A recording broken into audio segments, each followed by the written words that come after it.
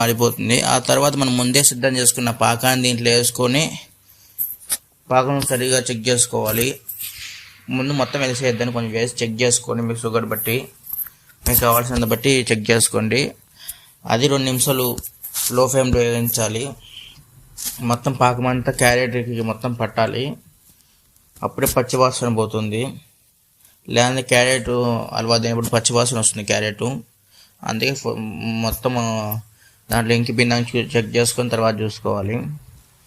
ఈ వీడియో మీకు నచ్చితే లైక్ చేయండి, షేర్ చేయండి, మన ఛానల్ సబ్స్క్రైబ్ చేయండి. ఇలాంటి వీడియో కోసం మన ఛానల్ని ఫాలో అవ్వండి. ఆ పాకం అంతా కలిసిన తర్వాత మీకు కావాల్సిన హల్వా సిద్ధమైపోతుంది. ఇంత ఈజీగా హల్వా చేసుకోవచ్చు. టేస్ట్ మాత్రం సూపర్గా వచ్చింది.